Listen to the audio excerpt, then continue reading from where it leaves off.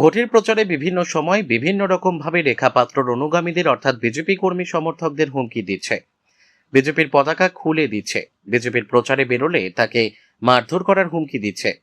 এরকম একাধিক অভিযোগ নিয়ে হিঙ্গলগঞ্জ থানায় কর্মী সমর্থকদের নিয়ে হাজির হলেন হিঙ্গলগঞ্জের বিজেপি প্রার্থী রেখা পাত্র।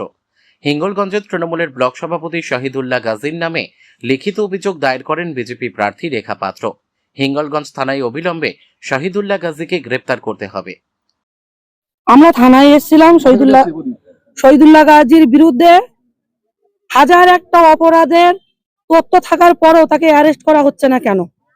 আর আমাদের ভারতীয় জনতা পার্টির প্রতিটা কর্মসূচিতে গিয়ে বাধা দিচ্ছে, প্রত্যেকটা কর্মীর বাড়ি থেকে হুমকি দিচ্ছে, তাদেরকে থ্রেট করা হচ্ছে, তাদেরকে আমাদের ভারতীয় জনতা পার্টির আমাদের ঝান্ডা খুলে নেওয়ার জন্য তাদের উপরে প্রেশার করা হচ্ছে। তাদের যদি না খুলে নেয় ফ্ল্যাগ, তারা বলা হচ্ছে যে ফ্ল্যাগ না খুললে তাদের হাত পা কেটে মুন্ডু কেটে তাদেরকে রাস্তায় ছড়িয়ে রাখা হবে, তাদের বাড়িঘর লুট করা হবে, আগুন ধরিয়ে দেওয়া হবে এবং বাড়িতে বাড়ি থেকে ডিজে বাজানো হবে। 4 তারিখে নির্বাচনের গণনা হয়ে গেলেই তাদের বাড়িতে বাড়ি থেকে ডিজে বাজাবে এবং তাদেরকে বাংলাদেশে নিয়ে যাবে, তাদেরকে জীবনে মেরে দেবে। আর এইরকম ধরনের এই শহীদুল্লাহ গাজী এবং এই শহীদুল্লাহ গাজীর অনুগামীরা হুমকি দিচ্ছে।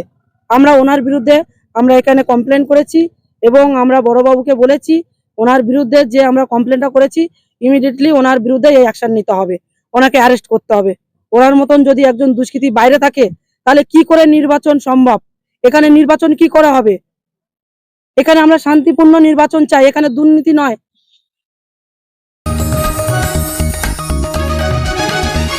आप देख रहे हैं न्यूज़ UNI।